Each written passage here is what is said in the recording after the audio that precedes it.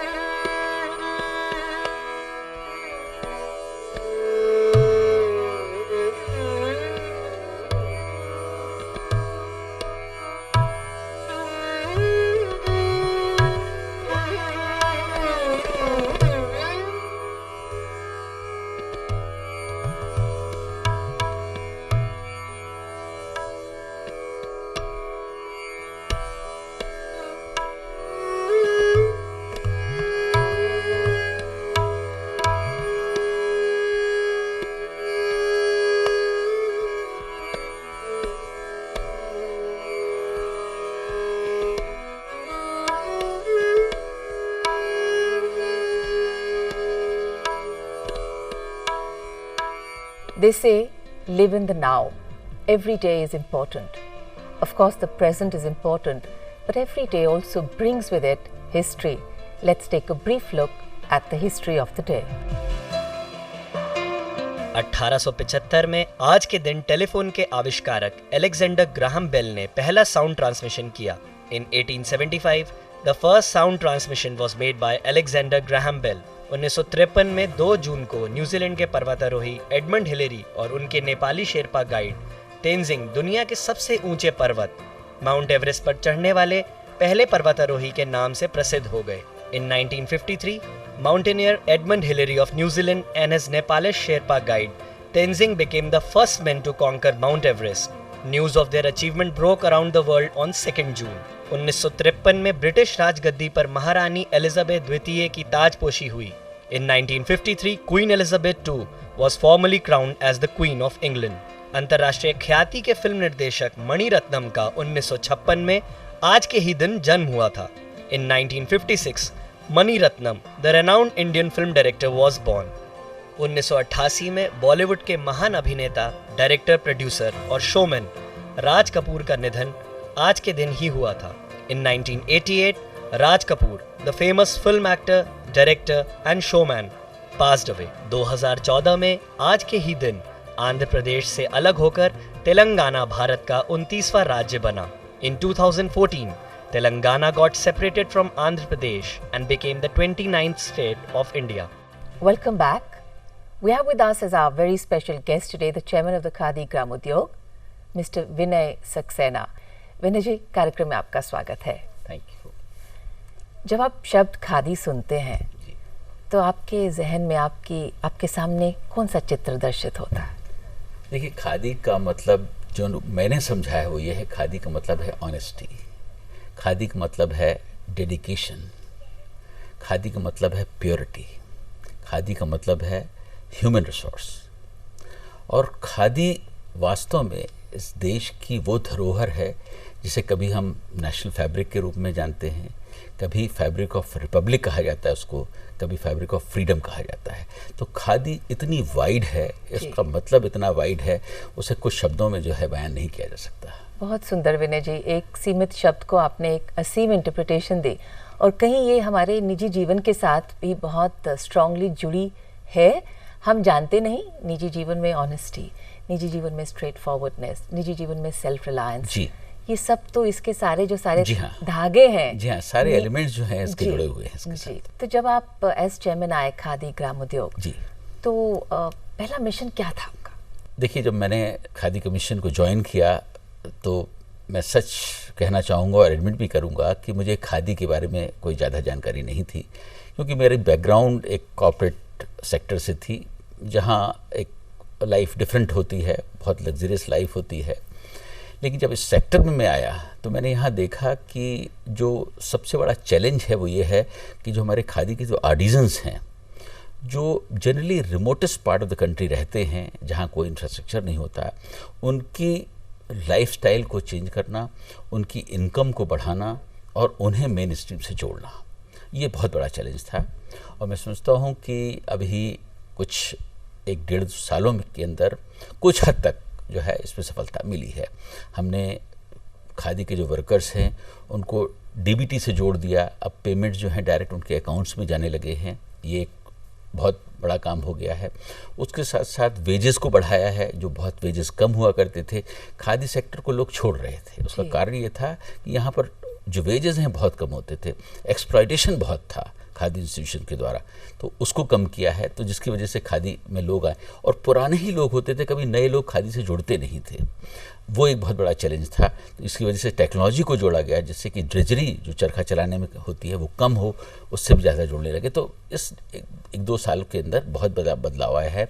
Young लोगों ने अपने को जोड़ा है खादी से, खादी का प्रोडक्शन बढ़ा है, बंद इंस्टीट्यूशंस जो हैं वो अब चलने लगी हैं, लोगों के अंदर खादी के प्रति एक रुचि आई है. और उसका कारण मैं ये भी कहना चाहूँगा कि माननीय प्रधानमंत्री जी ने, आपने देखा होगा कई बार मन की बात में और वैसे भी कई बहुत सारे प्रोग्राम्स में खादी को बढ़ावा देने के लिए कहा, और ये भी अपील की कि कम से कम एक वस्त्र जो है खादी का ज़रूर पहने.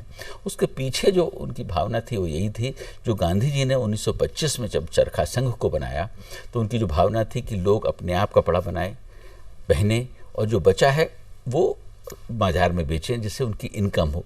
एग्जैक्टली सेम भावना जो है आज प्रधानमंत्री की है, क्योंकि खादी में ही वो शक्ति है जो घर बैठे सबसे कम कीमत पे जो है किसी को सम्मान के साथ रोजगार दे सकती है.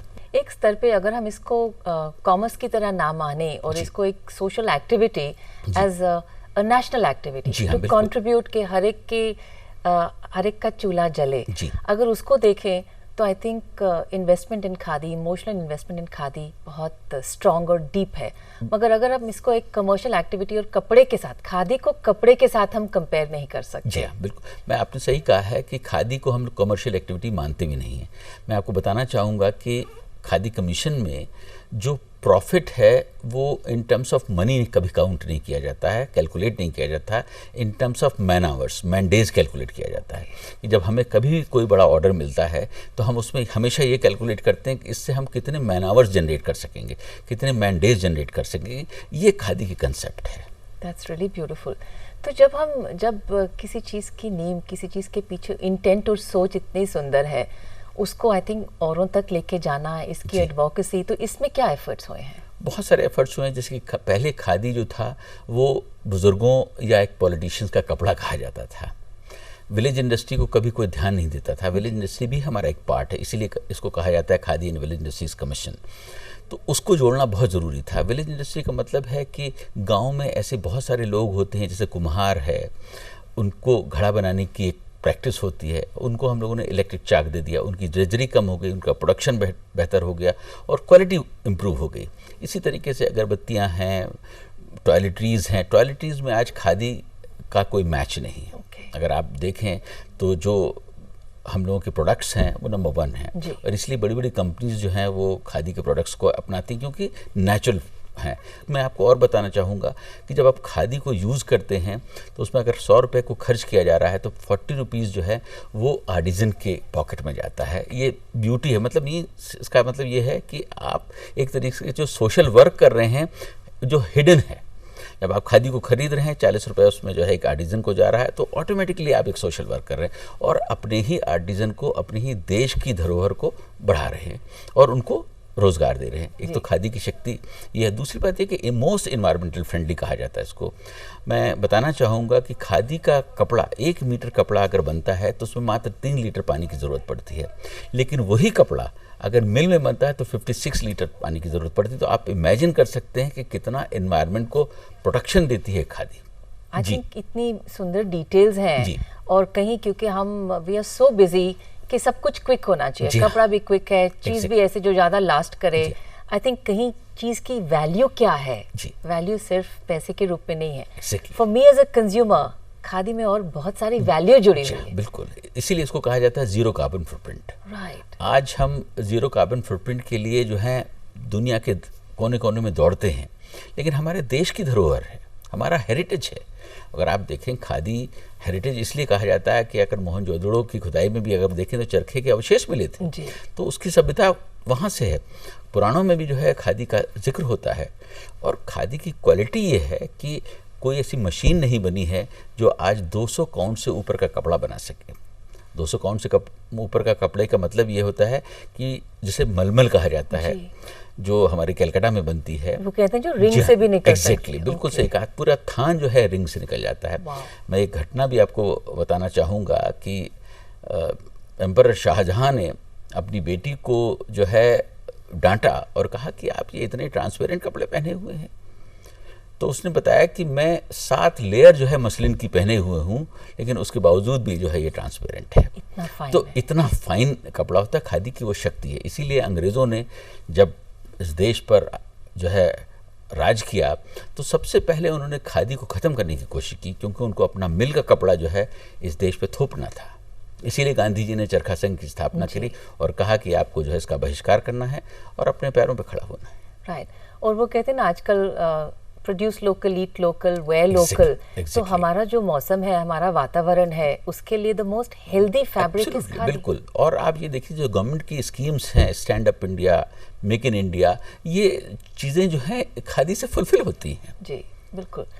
एक बहुत बड़ी इंटरनेशनल मूवमेंट्स चलती हैं विनय जी, वो कहते हैं ना fair price to the farmer, fair practice products, और इंटरनेशनली भी इनका जो प्राइस होता है 1.5 गुना होता है। जी हाँ, बिल्कुल। कि भाई जा रही हैं, और यहाँ पर here we have something so natural which is a fair practice thing. बिल्कुल बिल्कुल। अब मैं समझता हूँ कि इससे ज़्यादा फेयर प्रैक्टिस और हो ही नहीं सकती। और मैंने आपसे कहा ना, खादी मीन्स ऑनेस्टी। बिल्कुल ऑनेस्ट कपड़ा है वो। हमारे जो प्रोडक्ट्स होते हैं वो बिल्कुल ऑनेस्ट होते हैं, जहाँ कहीं कोई मिलावट नहीं होती, किसी तरीके की कोई बदमाशी नहीं होती। क्योंकि मोस्टली सब गांधीयन इंस्टीट्यूशंस हुआ करती हैं, उसी पैटर्न पर चलती हैं। तो उसको हमें प्रमोट करना चाहिए। हमारे शास्त्र में वैसे ही कहा है कि संगत का कितना असर होता है आप पे। तो आप सोच लीजिए कि अगर आपका साबुन, आपके पहनावे, आपकी चीज़ें जो आसपास है, उसका भी तो असर होता है। बिल्कुल होता है। जो नेचुरल है वो नेचुरल है। राइट। और वो कहीं हमारी सूरत नहीं सीरत को भी कंट्रीब्यूट बिल्कुल करता है। और मैं देखता हूँ कि हमारे यहाँ जो इस वक्त जो ग्राम उद्योग, विलेज इंडस्ट्री के जो प्रोडक्ट्स हैं, उनका डेली सेल करीब 40% होता है। इतना ह्यूज सेल। और लास्ट ईयर जो हम लोगों का टर्नओवर हुआ है, खादी ने फर्स्ट टाइम जो है 50,000 करोड़ के टर्नओवर को क्रॉस किया है, जो एक ऐतिहासिक कदम है। 52,000 करोड़ का हमारा टर्नओवर हुआ है। एग्जैक्टली। वंडरफुल। जी विनय जी, जब हम क्वालिटी पे जाएं, तब हम ये भी देखते हैं कि जब हमारी बहुत सारी यूनिट्स हैं, स्कैटर्ड है अलग अलग जगह और बिल्कुल नेचुरल प्रोडक्ट से बनती हैं, तो कहीं उनकी क्वालिटी कंट्रोल में भी थोड़ी दिक्कत आती है। तो खादी में क्वालिटी कंट्रोल कैसे की जाती है? क्वालिटी कंट्रोल के लिए हमारे बहुत सारे पैरामीटर्स हैं। इवन हम लोग भी जो हैं सैंपल्स ड्रॉ करते हैं, उनको गवर्नमेंट की लैब्स में भेजते हैं, टेस्ट कराते हैं, और अगर उसमें ज़रा सा भी कहीं कोई चीज़ कमी पाई गई, इमीडिएटली उसको रिजेक्ट किया जाता है, इंस्टीट्यूशन को पेनलाइज किया जाता है। क्योंकि इंस्टीट्यूशंस को हम लोग फाइनेंशियल सपोर्ट दे रहे हैं। हर इंस्टीट्यूशन को एमडीए जो मार्केटिंग डेवलपमेंट असिस्टेंस कहलाता है वो दिया जाता है। वो इसीलिए दिया जाता है कि वो अपनी प्योरिटी को, अपनी धरोहर को बचा के रखें। तो खादी में जब हम एक्सपेंशन की बात सोच रहे हैं, क्योंकि समय बदल रहा है, लोगों की रिक्वायरमेंट्स बदल रही हैं, तो कुछ न्यू इनोवेशंस शेयर करिएगा। बहुत सारे हुए हैं, मैं आपको बताना चाहूँगी। जैसे कि भी हम लोगों ने दिसंबर में रेमंड्स के साथ जो है एक एग्रीमेंट किया। रेमंड्स बहुत बड़ा नाम है देश में टेक्सटाइल में, और रेमंड्स और खादी का मिलना अपने में ही एक बहुत ही बड़ा फ्यूज़न हो गया। उन्होंने हम लोगों के क्लस्टर्स में विज़िट किया और उन्होंने वहाँ देखा कि इतनी फाइन क्वालिटी का कपड़ा बनता है, और उसको उन्होंने हम लोगों से लिया। और आप देखिए कि जो उन्होंने अपनी टेक्नोलॉजी से उस फैब्रिक को चेंज किया, वो अद्भुत था। वो अद्भुत था। और आज आपको थोड़े दिनों के बाद जो है, 1 महीने के बाद जो है, रेमंड्स के शोरूम में भी जो है खादी के प्रोडक्ट्स मिलने लगेंगे। इसी तरीके से अभी हम लोगों ने इसी मंथ में जो है बिरलाज का पीटर इंग्लैंड के साथ एग्रीमेंट किया। खादी को एक्सपेंड किया जा रहा है, और उसका कारण है कि हम चाहते हैं कि खादी जो है ग्लोबल बने। प्रधानमंत्री जी का भी यह सपना है कि खादी ग्लोबल बने, क्योंकि खादी में वो शक्ति है कि सबसे ज़्यादा लोगों को रोज़गार दे सकती है। तो जैसे जैसे सेल बढ़ेगा, वैसे वैसे लोग मैन आवर्स बढ़ेंगे, मैन डेज बढ़ेंगे, लोग इससे जुड़ने लगेंगे।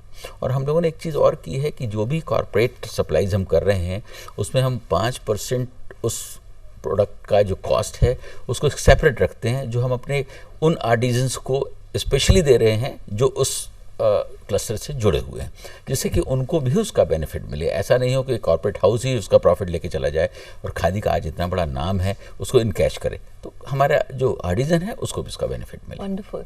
तो एक युवा पीढ़ी को आपने खादी के साथ कैसे जोड़ा, इस्तेमाल में और उसकी प्रोडक्शन में? युवा को जोड़ने के लिए हम लोगों के पास बहुत सारे फॉर्मूलेज हैं। आज जो युवा है इन्वायरमेंटल जो है बहुत ज़्यादा अलर्ट है। अगर आप देखें स्कूल कॉलेजेस में इन्वायरमेंट के बारे में पढ़ाई भी होती है, तो इसलिए वो बहुत ज़्यादा अलर्ट उसके बारे में। तो हम लोग उनको बताते हैं कि it's most environmentally friendly dress material है, आप उसको लीजिए। दूसरा, डिज़ाइन इंटरवेंशन किया हम लोगों ने NID NIFT के जो यंग बच्चे हैं उनको बोर्ड पे लिया हुआ है, वो डिज़ाइनिंग करते हैं। ऋतु बेरी का आपने नाम सुना होगा, उनको भी हम लोगों ने अपना एज एडवाइज़र अपॉइंट किया हुआ है, वो भी हमको डिज़ाइन इंटरवेंशन करती हैं। और हर तरीके का सेगमेंट का जो है हम लोगों ने 3 लेवल में खादी को कर दिया है। एक तो लोएस्ट लो, जो सबसे सस्ता लेना चाहते हैं वो ले सकते हैं, middle class and upper class, सभी को हमने जो है खादी से जोड़ने की कोशिश की है। और उसके साथ साथ गवर्नमेंट सप्लाई पे बहुत फोकस किया है कि गवर्नमेंट में क्या होता है कि बहुत सारे ऐसे डिपार्टमेंट्स हैं, जैसे रेलवेज़ है। अभी मिनिस्ट्री ऑफ हेल्थ ने हम लोगों को कहा है कि हम जितने भी उनके 43 हॉस्पिटल्स हैं अक्रॉस द कंट्री, वो खादी ही यूज़ करेंगे। खादी का कपड़ा, साथ में विलेज इंडस्ट्री के प्रोडक्ट जो हम लोगों के सोप्स हैं, नैपकिन्स हैं, फिनाइल है, ये सारी चीज़ें, huge market. That order is of 140 crore. 140 crore. इस तरीके से रेलवेज का भी हमारे पास 52 करोड़ का ऑर्डर। बहुत सारे, एयर इंडिया, आपको खुशी होगी जानकर कि एयर इंडिया की जो बिजनेस क्लास और फर्स्ट क्लास में जो ट्रैवल किट होता है वो खादी का होता है। और ये कंपैशनेट ग्राउंड्स पे नहीं, ये शेयर क्वालिटी प्रोडक्शन। एब्सोल्युटली। क्योंकि आप कंपैशनेट पॉइंट पर, ग्राउंड पर 1 या 2 बार जो है ऑर्डर ले सकते हैं, सस्टेन नहीं कर सकते। इसलिए मेरा हमेशा से व्यू रहा है कि हम टेंडर में जाते हैं, कॉम्पीट करते हैं, उसके बाद ऑर्डर लेते हैं। बदलाव एक बहुत धीमा प्रोसेस है, it's a slow process as we see change across. So when you came into this organization, I'm sure you had a vision and you wanted to bring in change. इतनी बड़ी organisation जिसके employees नहीं, partners हैं सारे, तो partners में बदलाव लाना कितना आसान या कितना मुश्किल रहा? मुश्किल होता है, लेकिन अगर आपने ठान लिया है और आपके अंदर एक स्ट्रॉन्ग विल पावर है, तो मैं नहीं समझता हूँ कि कोई भी चीज़ जो है मुश्किल है, नामुमकिन है। शायद यही मेरी लाइफ का मूल मंत्र है, और जिसके बेसिस पे मैं आगे बढ़ता हूँ। मैंने लाइफ में पहले भी बहुत सारे चैलेंजेस जो हैं देखे हैं, उन्हें एक्सेप्ट किया है और आगे बढ़कर आया हूँ। तो ये भी एक चैलेंज था और आज मुझे बड़ी खुशी है कि मैं अपने इस विशाल ऑर्गेनाइजेशन में कल्चर को चेंज कर सका हूँ। जो एक टिपिकल गवर्नमेंट डिपार्टमेंट हुआ करता था, आज अगर आप देखें बहुत सारा बदलाव है। लोग जो हैं मेहनत से काम करते हैं। सैटरडे संडे भी ऑफिस के अंदर होते हैं, जो कभी नहीं होता था।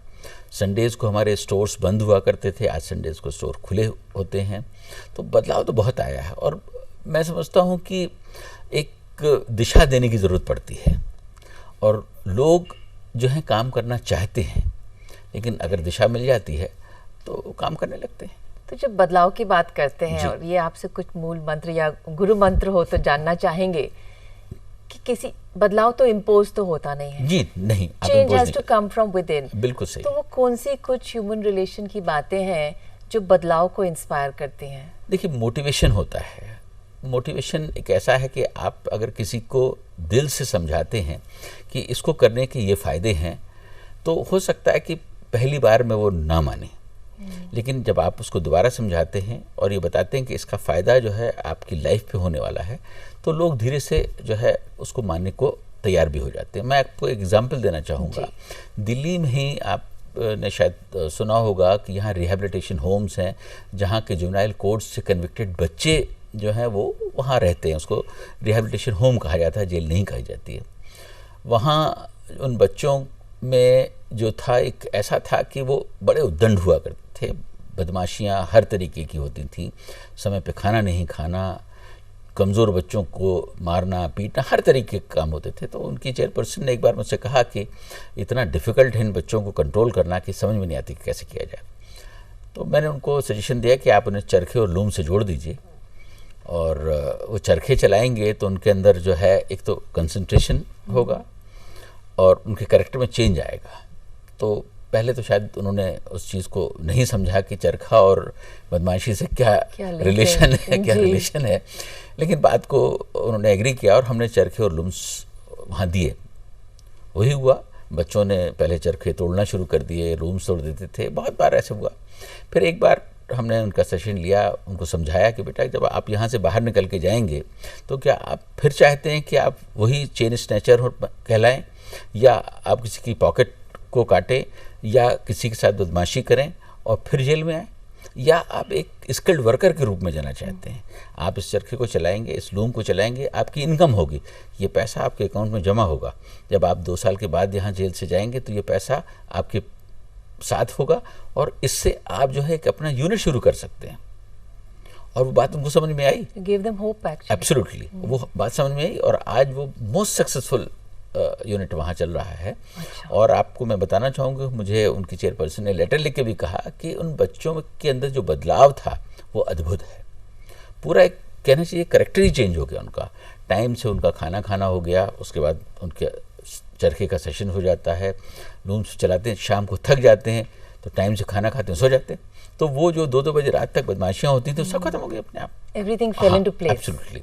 और उनके अंदर एक बदलाव आया है। चरखे, मैंने कहा ना कि चरखा जो है आज एक्सपोर्ट हो रहा है। वो क्यों हो रहा है? कोई चरखा वहाँ पर चलाने के लिए नहीं हो रहा, उसकी वजह है कि लोग इसकी वजह से जो है मेडिटेशन करने लगे हैं। इससे सुंदर और कोई चीज़ हो ही नहीं सकती। आप धागे को जब हाथ में लेके चला रही हैं और वो धागा तभी टूटता है जब आपका कंसंट्रेशन उससे हटता है। तो मैं समझता हूँ चरखे से सुंदर कोई चीज़ हो ही नहीं सकती। What a beautiful tool for self-realization also। बिल्कुल। और लोग आज अपने घरों में चरखे को लेकर जो है 1-1, 2-2 घंटे जो है बैठ के चलाते हैं उसको। Not for any commercial activity but for meditation. Vinay ji, mental discipline, I think कहीं इमोशनल कंसिस्टेंसी बहुत ज़रूरत है। तो खादी जब हम पहनते हैं, बॉडी, माइंड और स्पिरिट की बात करते हैं, तो ये तो योग, एक काइंड ऑफ योगा ही होगा। एग्जैक्टली। इसीलिए इसको योगा से कनेक्ट भी किया गया है। और हम लोगों ने इस वक्त जो है खादी की, लास्ट ईयर भी और इस बार तो बहुत लार्ज स्केल पे कर रहे हैं, खादी की योगा किट बनाई है जिसमें 9 आइटम्स हैं। और वो योगा किट जो है वास्तव में जो है NID ने डिज़ाइन किया हुआ है और बहुत ही अच्छा है।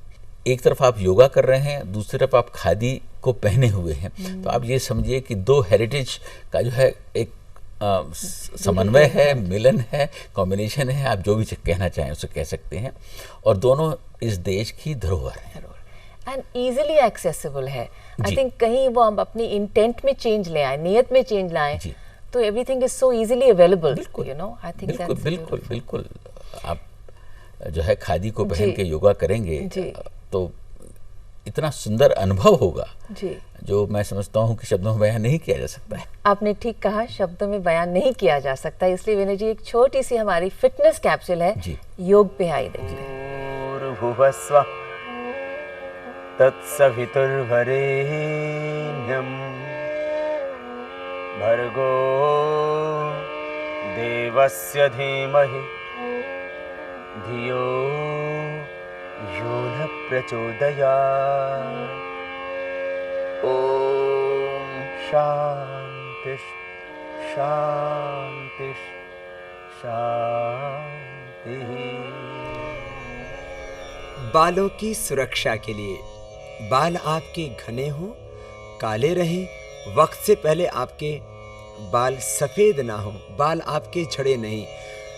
जब आप स्नान करते हैं और आप देखते हैं कि 50-100 बाल आपके टूटे हुए पड़े हैं, तो आपको स्ट्रेस होने लगता है, डिप्रेशन होने लगता है। तो क्या करें ऐसा कि बाल झड़ने से रुक जाएं? मैंने एक प्रयोग किया और उसमें 99% सफलता मिली है मुझे। जिसको भी मैंने बताया और जिसने उस प्रयोग को अपनाया, उसने पाया कि उससे बालों का झड़ना बंद हो जाता है। क्या है वो प्रयोग? लौकी का जूस 200-250 ml और आंवले का जूस 4 चम्मच। लौकी के जूस में आंवला का रस मिलाकर के पिया। आप अभी सर्दी की ऋतु में तो आंवला सबको उपलब्ध हो जाता है, तो लौकी का जूस और आंवले का रस मिलाकर के पीजिए। यदि सर्दी की प्रॉब्लम है तो उसको गर्म करके पी लीजिए। सर्दी जुकाम का एलर्जी है, जोड़ों में दर्द है तो गर्म करके पी लेना। लौकी का जूस उसमें आंवले का रस मिलाकर के पीते हैं तो 1 सप्ताह के भीतर ही 99% लोगों के बाल झड़ने बंद हो जाते हैं। हाँ, यदि लौकी का जूस रोज ना भी निकाल पाए तो आंवले का ही प्रयोग कर लें। आंवले की चटनी भी खा लें, आंवले का मुरब्बा खा लें, आंवले का चूर्ण खा लें, आंवले से बालों को धो भी लें। आंवले के रस से बालों को धोना, और जो है आंवला रस आप पानी में डाल करके भी अकेला पी लेते हैं, उससे भी फायदा हो जाता है। यूं आमल की रसायन और सप्तामृत लोह। आमल के रसायन माना कि 200 ग्राम है और इसमें सप्तामृत लोह 20 ग्राम मिला देते हैं और 1-1 चम्मच सुबह शाम खाते हैं। उससे भी मैंने देखा बालों का झड़ना बंद हो जाता है। बालों का झड़ने का कारण यदि रुसी है तो उसमें आप 1 चम्मच सुहागा की खीर, 1 चम्मच नारियल का तेल, 2-3 चम्मच दही और 1 चम्मच उसमें यदि नीम के पत्तों का रस मिला दे तो और अच्छी है बात। बस थोड़ा सिर में लगाएं और 15-20 मिनट से लेकर के अधिकतम बहुत ज़्यादा रुसी है तो आधा घंटा रखें और उसके बाद बालों को साफ कर लें। 1 दिन से लेकर के अधिकतम 3 दिन का वक्त लगता है और बालों का झड़ना बंद हो जाता है। रुसी के कारण से भी बाल झड़ते हैं और किसी किसी के बालों में फुंसियाँ होती रहती हैं, उससे भी बाल टूटने लगते हैं। तो वो नीम के पत्तों के रस को सिर में लगा करके स्नान करने से वो समस्या नहीं रहती। यूँ कायाकल्प तेल भी लगाया जा सकता है। ये लौकी का जूस और आंवले का रस जो मैंने आपको बताया, उससे बालों की समस्या तो मिटेगी, आपकी आंखों का नंबर भी कम होगा, आंखों का चश्मा भी मैंने उतरते देखा है। कपालभाति अनुलोम विलोम किया, लौकी का जूस आंवले का रस पिया, उससे फायदा हुआ और उससे चेहरे के पिंपल्स खत्म हो जाते हैं, चेहरे का पिगमेंटेशन उससे दूर होता है। और मुंह में पानी भर के और ठंडे पानी से आंखों को धोते हैं, उससे आंखों के नीचे की कालिमा भी दूर हो जाती है। साथ में लौकी का आंवले का रस पी लेते हैं तो फिर तो कोई समस्या ही नहीं रह जाती है। पिंपल्स की समस्या बहुत बेटियों को और बहुत बच्चों को 15 से 25 के बीच तो समस्या ज़्यादा ही रहती है। उसके बाद भी पिंपल्स बहुत लोगों को 40-50 साल में भी होते रहते हैं। तो उनके लिए लौकी का जूस और आंवले का रस रामबाण है।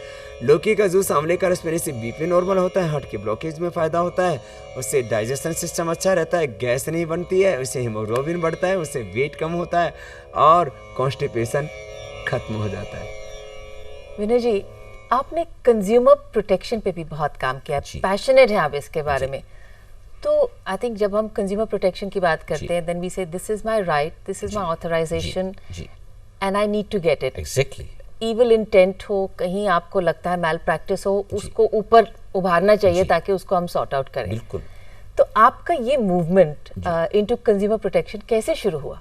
मैं जेके ग्रुप में था और राजस्थान में था, और हम लोगों के यहाँ उस वक्त जो है ऑयल की, पेट्रोलियम प्रोडक्ट्स की सप्लाईज बहुत होती थी, और ये देखा जाता था कि हमेशा जो है वो सप्लाईज बहुत शॉर्ट होती हैं, जबकि वो जो है गवर्नमेंट रिफाइनरी से आया करती थी।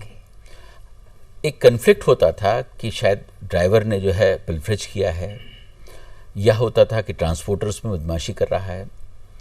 लेकिन होता ये था कि जब उसका बहुत इन्वेस्टिगेशन किया तो ये मालूम पड़ा कि पेट्रोलियम प्रोडक्ट जो है वो वॉल्यूम के बेसिस के ऊपर सप्लाई होता है। टेम्परेचर वेरिएशन उसमें जो है एक बहुत इंपॉर्टेंट एलिमेंट है। अगर आज अपने पेट्रोल को जो है 1 लीटर लिया, अगर उसको 29.5 डिग्री पे लिया है तो उसका वॉल्यूम कुछ डिफरेंट होगा।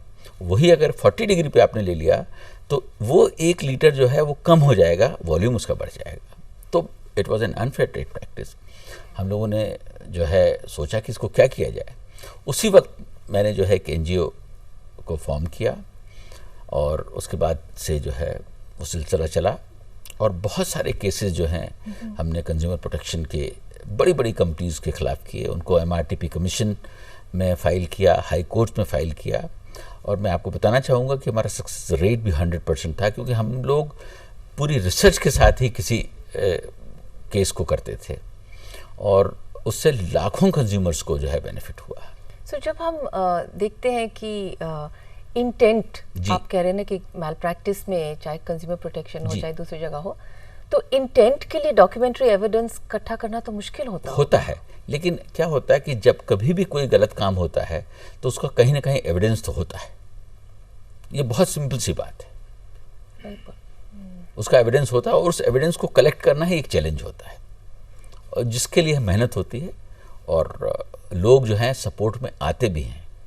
मैंने इन जितनी बड़ी बड़ी कंपनीज के खिलाफ, अब शायद नाम लेना ठीक नहीं होगा, जो केसेस किए, उसमें मुझे सपोर्ट इंटरनल ही मिला। लोगों ने इंटरनली सपोर्ट किया कि यस, ये गलत हो रहा है और आप ये काम कर रहे हैं, बहुत अच्छा है, और ये डॉक्यूमेंट हम आपको देते हैं। मतलब लोग जुड़ते हैं फिर आपके साथ। बिल्कुल जुड़ते हैं। जाने कितने लोग जुड़े। वो शुरुआत करने में थोड़ा आलस्य होता है, पर जुड़ने में तो लोग आ जाते हैं। तो यही आपसे जानना चाहेंगे कि जब कभी भी किसी को धोखा होता है निजी स्तर पे, as a consumer you feel cheated, बिल्कुल, तो उस समय बहुत ही क्रोध, गुस्सा आता है और कुछ करना चाहते हैं। फिर 2, 3, 4 दिन निकल जाते हैं, कभी एक आधी चिट्ठी विट्ठी लिखती है, उसके बाद वो वही कहते हैं कौन इसमें फंसे। तो how difficult is it to take on consumer journey? It is a difficult journey, no doubt in it, but मैंने आपसे कहा कि आपको स्ट्रांग बनकर उसको जो है खड़ा रहना पड़ता है। जब आप कोर्ट कचहरीज में जाते हैं, बहुत सारी ह्यूमिलेशंस होती हैं, तकलीफ़ें होती हैं, लेकिन उन ह्यूमिलेशंस, उन तकलीफ़ों को ध्यान में रखकर आप अपने को विड्रॉ कर लें, तो मैं समझता हूँ समाज के साथ धोखा कर रहे हैं, और किसी ना किसी को तो वो बीड़ा उठाना ही पड़ता है। और हमारे consumer protection act laws are strong? हाँ, बहुत स्ट्रॉन्ग हैं, लेकिन होता यह है कि हम उनको यूज़ नहीं करते। और आज तो देश में बदलाव आया है, कंज्यूमर प्रोटेक्शन की तरफ अवेयरनेस बढ़ी है लोगों की, लोग अपने राइट्स को समझने लगे हैं। तो आजकल तो केसेस होते हैं, लोग छोटे छोटे कंज्यूमर्स भी जो हैं कोर्ट केसेस कर देते हैं।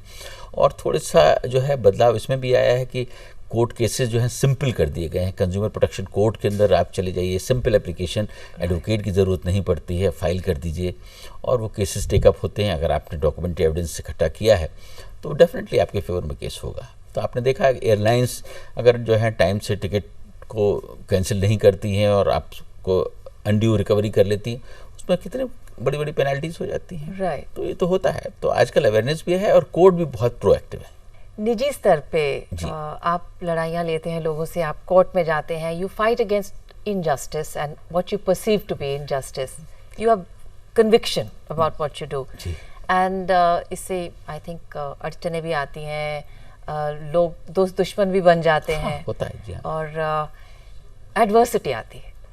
आपके लिए एडवर्सिटी निजी स्तर पे आप उसको कैसे चैलेंज करते हैं? नहीं तो हम काफ़ी सारे लोग तो एडवर्सिटी आती है तो डिप्रेशन में ही घुस जाते हैं। हाँ, बिल्कुल ठीक कह रही हैं आप। मैंने जो आपसे कहा था कि जो एक स्ट्रॉन्ग रिजॉल्व की ज़रूरत पड़ती है किसी भी चीज़ को करने के लिए, और जब तक स्ट्रांग रिजॉल्व नहीं होगा तब तक आप कर नहीं सकते हो। मेरा ये भी मानना है कि आप हर बिगिनिंग जो होती है किसी भी चीज़ की आप शुरुआत करिए वो बहुत चैलेंजिंग होती है, उसमें बहुत सारी मुश्किलें आती हैं, बहुत सारी तकलीफ़ें आती हैं, लेकिन आपने उस छोटे से समय को अगर पार कर लिया तो फिर आपको कुछ देखने की ज़रूरत नहीं पड़ती, लोग आपके साथ जुड़ जाते हैं। और आपको निजी स्तर पर प्रोत्साहित क्या करता है, इंस्पायर क्या करता है?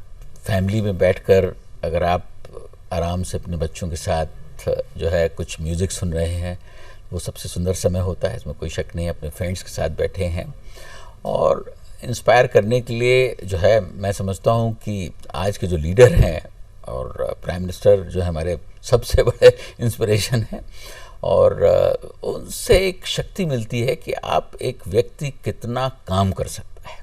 उनकी फैमिली तो नेशन ही है ना, तो परिवार इज कितना काम कर सकता है कोई व्यक्ति, वो मैं समझता हूँ कि उससे बड़ा एग्जाम्पल नहीं, और वो शक्ति हमेशा मिलती है। और हम लोग मैं तो एटलीस्ट हमेशा इस बात को सोचता हूँ कि अगर प्राइम मिनिस्टर जो हैं वो 18 और 20 घंटे काम कर सकते हैं तो हम लोग क्यों नहीं कर सकते। और वो उस शक्ति के साथ हम लोग करते हैं, तो हम उतना तो नहीं कर पाते हैं, लेकिन ठीक है जितना भी कर सकते हैं करने की कोशिश करते हैं और रिजल्ट मिलते हैं उसके।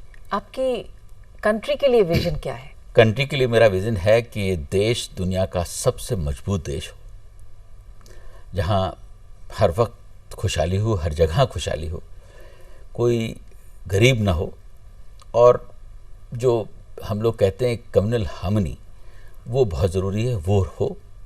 और मैं समझता हूँ कि आने वाला समय जो है बहुत सुंदर है और शायद हमारा देश वैसा ही बनेगा। So wonderful optimism. विनय जी, जब हम देश को मजबूत मानते हैं, लोगों को मानते हैं कि लोग यहाँ पर सक्सेसफुल हों, क्योंकि सबका निजी टारगेट तो सक्सेस का अलग होता है ना, जो मैं सोचूं सक्सेस है आप ना सोचो, आपके लिए सक्सेस क्या है? मेरे लिए सक्सेस ये है कि मैं अगर किसी गरीब के आंसू पोंछ सकूं और उसे उसके पैरों पे खड़ा कर सकूं, जो आज मेरा मिशन है खादी का मिशन में, तो वो शाम मेरी जो है बहुत खूबसूरत होती है, मैं आपको बताऊं, और मैं वो बहुत एंजॉय करता हूं उस बात को। और आप जब इस देश को मजबूत देखना चाहते हैं, उस मजबूती की तरफ जाने के समय चैलेंजेस क्या हैं? चैलेंजेस बहुत हैं, इसमें कोई शक नहीं है, और हर काम में जैसे मैंने कहा कि चैलेंजेस तो होते ही हैं, लेकिन चैलेंजेस ओवरकम किए जा सकते हैं, कोई चीज़ इम्पॉसिबल नहीं है। और मैं अपना 1.5-2 साल का जो अनुभव है मेरा खादी का मिशन में, वो अगर मैं वो आपसे शेयर करूं, तो जब मैंने ज्वाइन किया था मेरे सामने चैलेंजेस बहुत थे, और आज जो है मैं देखता हूं कि अब तो सब स्मूथ हो गया है, सब आराम से चल रहा है और इतनी तकलीफ़ें नहीं होती, जो चाहते हैं होने लगता है। जैसे अभी मैं आपको बताऊं, हम लोगों ने एक हनी मिशन लिया है, जिससे कि गांव-गांव में हम जो है लोगों को जो बी बॉक्सेस देकर उनको अपने पैरों पे खड़ा करेंगे। It's a big challenge. तो एक हम बोलते हैं ना, India is on the fast path to growth, and growth always does not mean development, you know, sometimes growth can be growth and development is different. तो आप क्या सोचते हैं, ये ग्रोथ और डेवलपमेंट का जो संगम है, इसके लिए बैलेंस में क्या होना चाहिए? ग्रोथ और डेवलपमेंट दोनों मैं समझता हूँ कि एक साथ ही चलेंगे, लेकिन ज़रूरी नहीं है कि हमेशा एक साथ चलें। जैसे मैं आपसे कहूँ कि खादी का ही मैं अगर जिक्र करूँ आपसे, तो जहाँ पर डेवलपमेंट नहीं है उन गाँव में, मैं तो गाँव में विज़िट करता हूँ, देश के कोने कोने में जाता हूँ, जहाँ कुछ भी नहीं है, बिजली नहीं है, सड़क नहीं है, पानी नहीं है, लेकिन खादी वहाँ डेवलपमेंट का रोल अदा कर देती है। एक चरखा जिसकी कीमत जो है सिर्फ 13,500 रुपये है, एक परिवार को उसका जीवन दे देता है, जिससे वो 150 से 200 रुपये पर डे की इनकम शुरू हो जाती है। और एक गरीब के लिए 150 रुपये की इनकम बहुत बड़ी इनकम होती है। मैंने गरीबी को बहुत नज़दीक से अब देखा है। इसी तरीके से विलेज इंडस्ट्री के छोटे छोटे प्रोडक्ट से हम लोग उनको जोड़ देते हैं, हमारी जो स्कीम्स हैं PMEGP वगैरह, उनसे लोन दे देते हैं। तो जहाँ कोई डेवलपमेंट नहीं है वहाँ पर भी जो है हम जो है खुशियाँ बांट देते हैं। तो आपको आपके सेल्फ के लिए समय मिलता है? देखिए, मेरा अपना मानना है कि अगर आप कुछ करना चाहते हैं तो समय ही समय है, और अगर नहीं करना चाहते हैं तो समय नहीं है।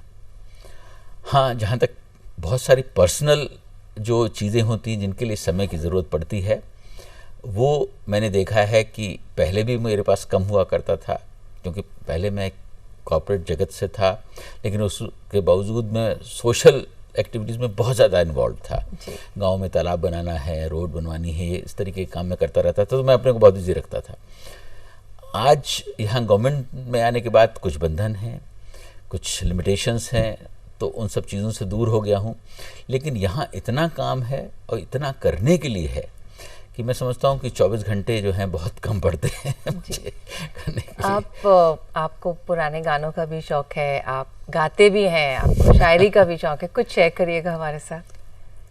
मैं गाता हूँ, उसमें कोई शक नहीं है, और मैं जो अपने लिए हमेशा कहता हूँ, मैं वो कुछ चंद शेर कह के सुनाना चाहूँगा। जी ज़रूर। ए जज्बाए दिल, गर मैं चाहूँ हर चीज़ मुकाबिल आ जाए, और मंजिल की तरफ दो गाम चलूँ तो सामने मंजिल आ जाए। ब्यूटीफुल। आता है तो तूफ़ान आने दे, मंजिल का खुदा खुद हाफिज़ है, क्या जाने कहीं इन मौजों में बहता हुआ साहिल आ जाए। और कुछ हिंदी फिल्मों से भी सुना दीजिए। हमारी पूर्ति, भारत की पूर्ति क्रिकेट और हिंदी फिल्मों के बिना कैसे हो सकती है। मैं फिल्में बहुत देखा करता था, लेकिन अब तो नहीं देखता हूँ। और लेकिन हाँ, इसमें कोई शक नहीं है कि पुराने गीत जो हैं मुझे बहुत पसंद हैं, बड़े दिल के नज़दीक भी हैं।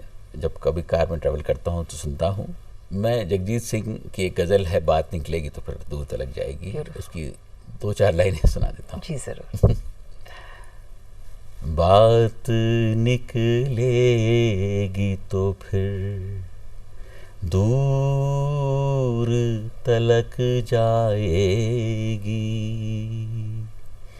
लोग बेवजह उदासी का सबब पूछेंगे, ये भी पूछेंगे तुम इतनी परेशान क्यों हो। बस इतना ही ठीक है। बहुत सुंदर। What a lovely baritone voice. वो कहते हैं ना, you have, जो आपकी आवाज़ है, it's a broadcaster's delight. It's really beautiful. Wonderful. तो आपसे इजाज़त चाहेंगे। Thank you so much विनय जी, आप आए कार्यक्रम में। I think हमारे horizons broaden किए आपने, और जो आपने खादी की इंटरप्रिटेशन दी, सच्ची, साफ, ऑनेस्ट, क्लियर, हमसे जुड़ी हुई, बिल्कुल हमको जोड़ती हुई, बहुत सुंदर, बहुत अच्छा लगा। ये ताना बाना बहुत सुंदर बना गया। थैंक यू वेरी मच, मुझे भी बहुत अच्छा लगा, और आपने मुझे भी खुल के बोलने की इजाज़त दी। Thank you very much. Thank you.